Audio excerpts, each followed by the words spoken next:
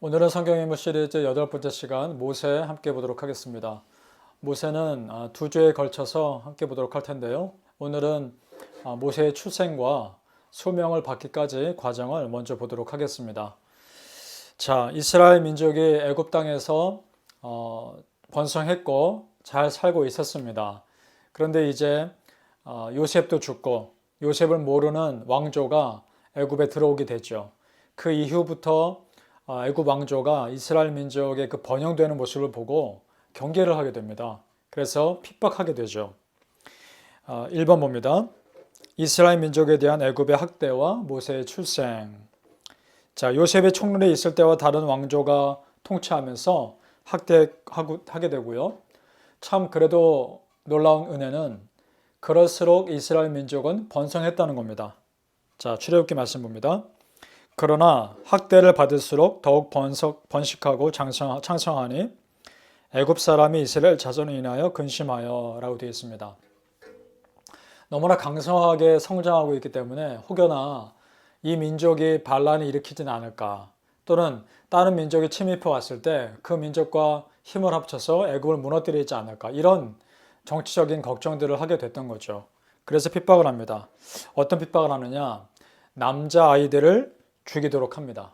그리고 그 이스라엘 백성들을 노예로 만들어 버리죠. 본래 유목민들이었습니다. 이스라엘 백성들은 짐승을 키우고 풀을 뜯기고 돌아다니면서 유목하는 그런 민족인데 농사를 짓게 하죠. 자, 이것은 단순히 그들에게 힘든 일을 시킨 것뿐만이 아니라 그 민족의 정체성을 없애려고 하는 그런 의도가 있었던 겁니다. 자, 출애굽기 말씀. 고역으로 그들의 생활을 괴롭게 하니 곧 흙 이기기와 벽돌 붓기와 농사의 여러 가지 일이라. 그 시키는 역사가 다 어마했더라. 이스라엘 백성들에게는 전혀 익숙하지 않은 일이었던 거죠. 원래 농사를 짓는 민족이었다면 또 모르겠습니다. 그러니까 전혀 반대되는 일을 시키고 있으니까 더욱 힘들었겠죠. 자, 이때 남자아이들을 다 죽이려고 했는데 바로 왕이, 모세의 부모가 도저히 그럴 수 없었던 겁니다. 이 모세를 보니 부모 마음 다 그렇겠죠. 이 아기를 숨겨놓습니다. 그런데 도저히 숨길 수 없을 때가 옵니다. 아기가 점점 크면서 울음소리도 커지게 되고요. 그래서 그 아이를 어떻게 하면 살릴 수 있을까 고민한 끝에 이런 아이디어를 생각해냅니다. 갈대 상자를 만들어서 그 갈대 상자의 역청으로 그 틈 사이를 막고 물에 뜰 수 있게끔 해서 그 아이를 나일강에 띄우는 겁니다. 아이를 석 달이나 숨겼다가 어쩔 수 없이 갈대 상자를 준비해서 나일강에 띄운 거죠. 자, 출애굽기 말씀 봅니다. 그 여자가 잉태하여 아들을 낳아 그 준수함을 보고 그를 석 달을 숨겼더니 석 달 동안 아이를 숨긴 거죠. 이 석 달 지나니까 아이 울음이 커진 겁니다. 밖에 들렸겠죠. 자, 여기서 준수하다라는 표현, 귀하다 이런 뜻이 있죠. 보니까 너무나 귀한 아이였던 거죠.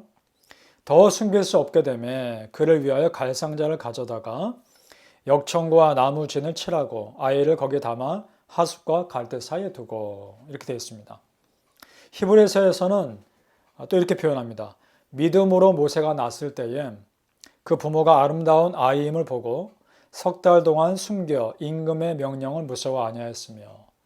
바로 왕이 아이들을 다 죽이라고 그랬죠. 남자아이들은. 그럼에도 불구하고 하나님을 향한 믿음으로 이 아이를 하나님께서 쓰실 것이고 이 아이를 지켜주실 것을 믿는 그 믿음으로 아이를 끝까지 살립니다. 하나님이 더 크신 분임을 믿고 있었던 거죠. 자, 여기서 보면 상자라는 단어가 나오죠. 히브리어로 테바입니다. 상자가 테바인데요. 이 말은 노아 대홍수 사건 때 방주에 쓰였던 단어와 같은 단어입니다. 자, 이것이 무슨 의미일까요? 노아 홍수에서 하나님이 방주를 통해 노아와 가족들을 구원하신 하나님이 이제는 그 갈대 상자를 통해서 모세를 살리실 것이고 그 모세를 통해서 이스라엘 백성들을 노예에서 끌어내실 것에 대한 그런 매칭이 있는 것입니다. 하나님이 어떻게 그런 것들을 연결시켜서 이 역사를 만들어 가신지를 우리는 또한 보게 될 텐데요. 자, 모세의 성장 봅니다. 애굽 왕 바로의 딸에게 발견돼서 애굽 궁정에서 자라고 교육받습니다. 참, 이 또한 하나님의 섭리하심입니다. 자, 2장 4절에 그 누이가 어떻게 되는 것을 알려고 멀리 섰더니 갈대상자를 나일강에 띄웠죠. 자, 여러분, 나일강에 띄웠을 때 무턱대고 하나님께서 알아서 해주시겠지라는 기대감으로 띄운 게 아니라 보니까 알려고 라는 단어를 통해서 우리가 힌트를 얻을 수 있습니다. 안다는 여기서 단어는 굉장히 깊이 아는 것이고 자세히 아는 거죠. 그러니까 이 모세의 누이가 애굽왕 바로의 딸이 그 나일강에 언제 내려오는지, 언제 씻으러 오는지를 이미 다 알고 있었던 것이고 그때에 맞춰서 갈대상자를 띄웠다는 것을 우리는 눈치챌 수 있는 겁니다. 그래서 그 계획대로 되는지 알려고 나온 겁니다. 자, 보죠. 5절과 6절에 보니까 이렇게 되어 있습니다. 바로의 딸이 목욕하러 하솔에 내려오고 이걸 이미 알고 있었던 겁니다. 시녀들은 하숫가에 거닐 때 그가 갈대사의 상자를 보고 시녀를 보내어 가져다가 자, 여기서도 하나님의 은혜죠. 만약에요. 갈대상자를 못 봤으면 어떻게 되는 겁니까? 모세는 정말 나일강에 그저 띄워져 떠내려 가는 거 아니겠습니까? 이걸 보게 하신 것도 하나님의 은혜입니다. 자, 열고 아이를 보니 아이가 우는지라. 자, 그 바로의 공주의 마음에 모성애를 자극했겠죠. 그가 불쌍히 여겨 가로되 이는 히브리 사람의 아이로다. 바로 그때 때마침 그걸 보고 그 누이, 모세의 누이가 달려와서 이렇게 말합니다. 그 누이가 바로의 딸에게 이르되 내가 가서 히브리 여인 중에서 유모를 불러다가 당신을 위하여 이 아이를 젖먹이게 하리이까? 바로의 딸이 그에게 이르되 가라. 그 소녀가 가서 아이의 어미를 불러오니 그러니까 자기 어머니, 모세의 친어머니를 불러온 거죠. 유모라고 말하면서도 모세의 어머니라고만 말을 안 했을 뿐입니다. 참 놀랍던 하나님의 은혜죠. 바로의 딸이 그에게 이르되 이 아이를 데려다가 나를 위하여 젖을 먹이라. 내가 그 삭슬 주리라. 자기 아이를 키우는데도 삭슬 받고 키운 거죠. 여인이 아이를 데려다가 젖을 먹이더니 그 아이가 자라매 바로의 딸에게로 데려가니 그의 아들이 되니라. 그러니까 애굽 궁정에서 왕자로 자란 겁니다.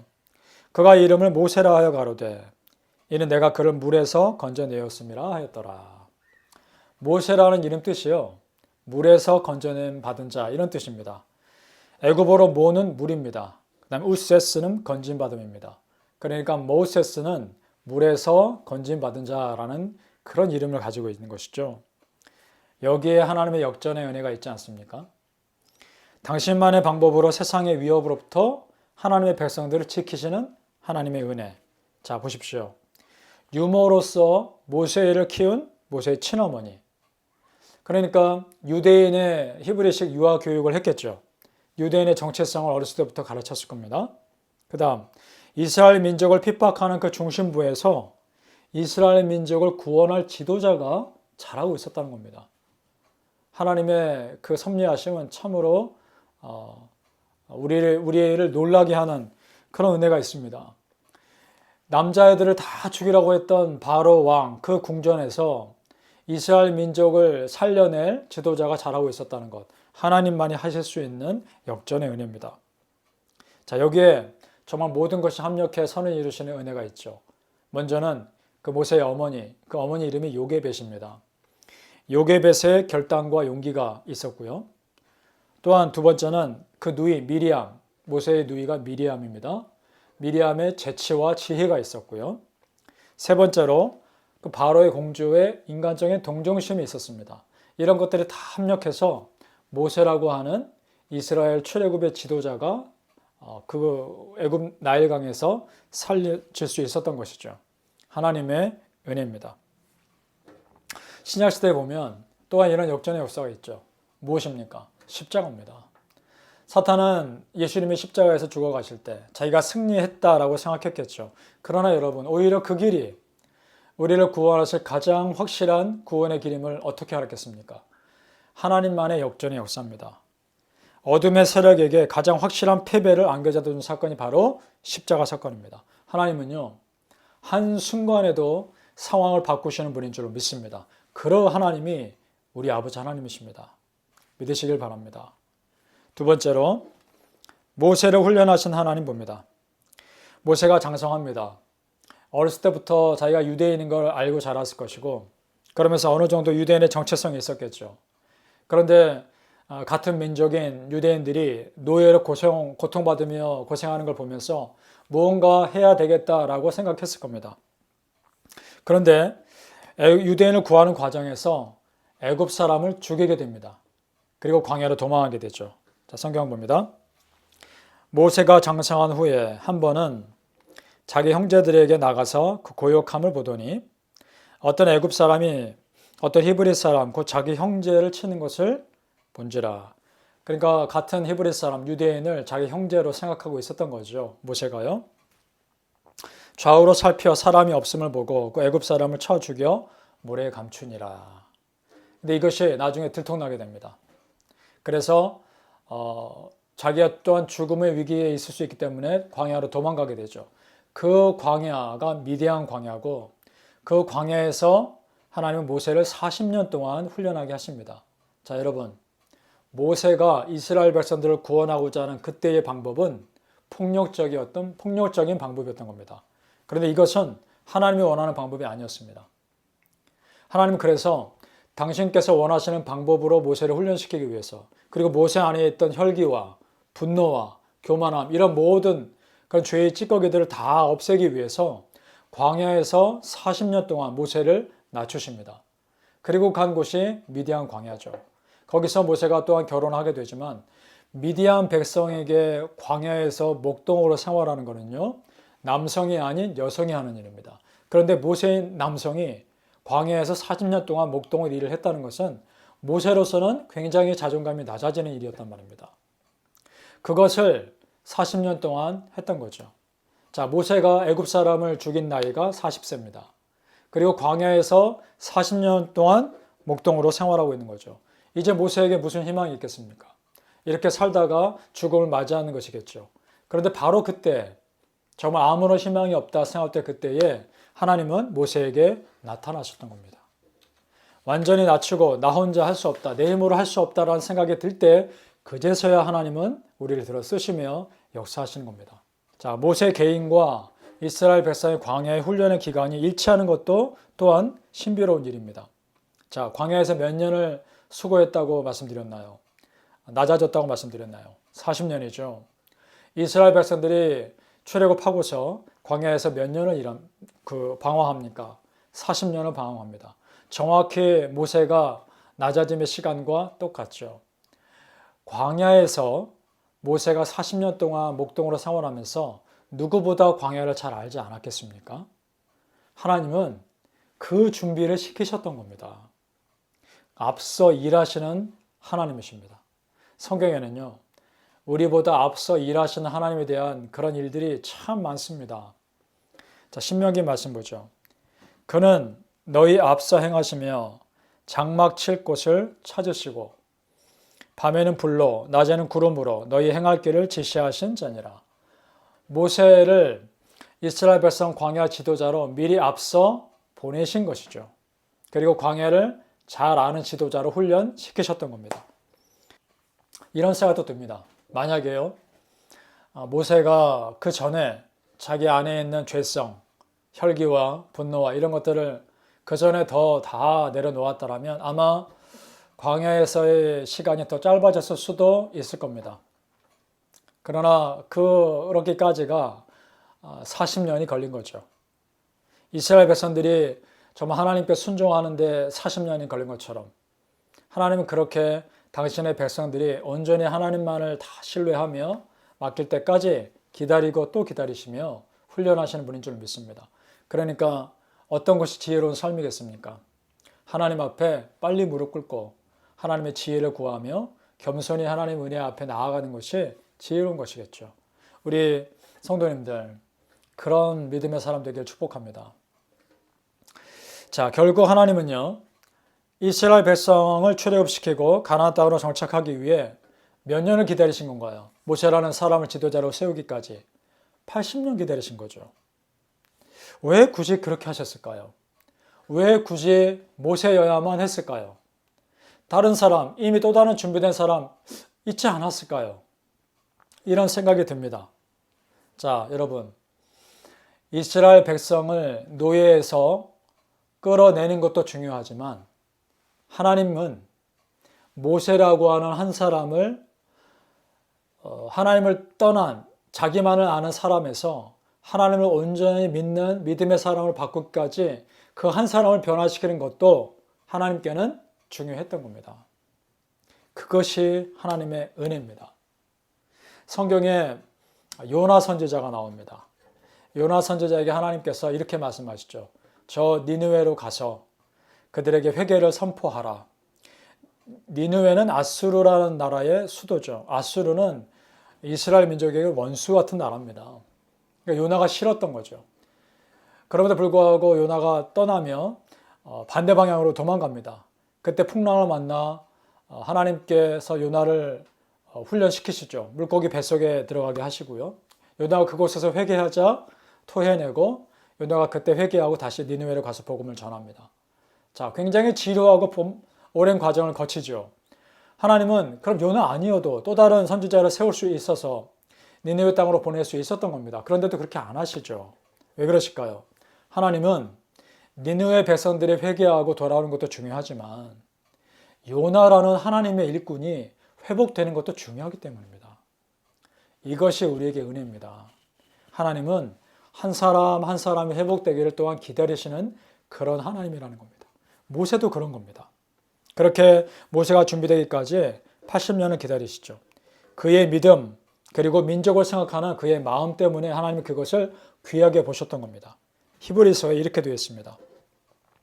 믿음으로 모세는 장성하여 바로의 공주의 아들이라 칭함을 거절하고 도리어 하나님의 백성과 함께 고난받기를 잠시 죄악의 낙을 누리는 것보다 더 좋아하고 그리스도를 위하여 받는 능력을 애굽의 모든 부하보다 더 큰 재물로 여겼으니 이는 상주심을 바라봅니다.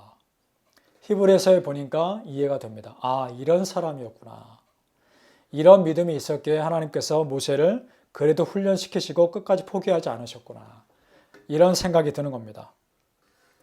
자, 4번 봅니다. 모세를 부르시는 하나님, 거룩한 소명을 주십니다. 세상과 구별됨을 요구하시죠. 3장 5절에 봅니다. 하나님이 가라사대 이리로 가까이 하지 말라. 너희 선 곳은 거룩한 땅이니 네 발에서 신을 벗으라. 라고 말씀합니다. 자, 여러분 생각해 보십시오. 지금 모세를 하나님께서 만나셔서 소명 주신 곳이 먼지 나는 광야입니다. 그런데 그곳이 거룩한 땅이라 말씀하십니다. 자, 아무리 먼지가 나고 주변이 아무리 정신이 없어도 그곳에 하나님이 계시면 그곳은 거룩한 땅입니다. 믿으십니까? 내 삶에 아무리 문제가 많고 내가 아무리 마음이 힘들어도 복잡해도 내 삶 속에 하나님이 계시면 나는 지금 거룩한 삶을 살고 있는 것입니다. 거룩한 환경 가운데 살고 있는 것입니다. 믿으십니까? 하나님이 나와 함께 계시느냐 그렇지 않느냐가 너무나 중요한 것이죠. 자, 그리고 신발은 어떤 의미일까요? 왜 신발을 벗으라고 했을까요? 신발은 내가 이 세상의 땅을 디디고 있는 내가 의지하는 어떤 그 무엇 그것을 상징하는 것이죠. 그것을 내려놔라. 그것을 포기해라. 그리고 오직 나 여호와만 온전히 의지하라. 그런 메시지가 있는 것입니다. 그리고 나서 하나님께서 모세를 보내십니다. 그때 모세가 가지고 있는 게 무엇이었습니까? 지팡이 하나입니다. 그 양을 칠 때 썼던 그 지팡이 하나입니다. 그거 들고 가서 이스라엘 백성을 출애굽하는데 쓰는 거죠. 자, 하나님의 일을 하는 데 있어서요. 하나님께서 보시는 것은 능력이 아닙니다. 온전히 순종하느냐의 여부에만 달려있는 것입니다. 내가 어떤 대단해서가 아니라 하나님께 순종하는 마음만 있으면 하나님은 나를 쓰시는 겁니다. 믿으십니까? 능력은 하나님께서 주실 것입니다. 우리는 그걸 믿고 가는 것이죠. 모세도 마찬가지입니다. 그러면서 하나님께서 이렇게 말하라고 말씀하시죠. 너는 바로에게 이르기를 여호와의 말씀에 이스라엘은 내 아들 내 장자라. 내가 내게 이르기를 내 아들을 놓아서 나를 섬기게 하라 하여도 네가 놓기를 거절하니 내가 네 아들 네 장자를 죽이리라 하셨다 하라 하시니라. 자, 어떻습니까? 영적 장자로서 하나님이 여기고 계시는 이스라엘 민족을 구하시기 위해서 하나님이 애굽 왕 바로에게 경고하고 계시는 겁니다. 하나님은 이스라엘 백성들이 그렇게 부족하지만 그렇게 하나님을 온전히 믿지 못하는 어리석음이 있지만 그래도 하나님께서 여전히 사랑하시는 첫째 아들처럼, 장자처럼 여기신다는 겁니다. 그 하나님의 사랑, 그것이 여전히 지금 하나님을 믿는 영적 이스라엘인 우리 하나님 믿는 백성들에게도 그대로 흐르는 줄로 믿습니다. 여러분, 그 하나님의 사랑에 순종함으로 반응하시길 축복합니다. 오늘 모세 그 소명 받는 과정을 보면서 이런 것들을 느낍니다. 하나님께서 구원하시고자 하면 어떠한 사람의 방해도 소용없다는 겁니다. 그리고 하나님은 어려운 환경을 오히려 이용하셔서 하나님의 역사를 이루신다는 겁니다. 믿습니까? 그리고 그런 훈련의 과정을 하나님께서 나에게 최선으로 인도하기 위한 그런 훈련의 과정을 허락하신다는 겁니다. 나에게 필요한 것은 오직 순종뿐입니다. 우리 성도님들, 하나님께 온전히 순종하심으로 여러분을 위해 예비해 놓으신 놀라운 미래, 그 은혜를 경험하시기를 예수님 이름으로 축복합니다. 기도하겠습니다. 아버지 하나님, 오늘 모세가 소명받기까지의 과정을 살펴보았습니다. 정말 하나님 백성을 지키시기 위해서 모든 것이 합력하여 선을 이루신 아버지 하나님의 은혜를 봅니다. 우리의 삶 하나님께서 그렇게 주인 되어 주옵소서. 내 모든 것, 내 신발을 벗습니다. 내가 의지했던 것들을 다 내려놓습니다. 아버지의 뜻대로 인도하여 주시옵소서. 내 능력이 아닌 하나님의 능력으로 살아가게 하여 주시옵소서. 모세가 누렸던 하나님의 도우심의 역사가 오늘 영적인 이스라엘인 우리 성도님들의 삶 속에 그대로 일어나게 하여 주시옵소서. 축복합니다. 예수님 이름으로 기도합니다. 아멘.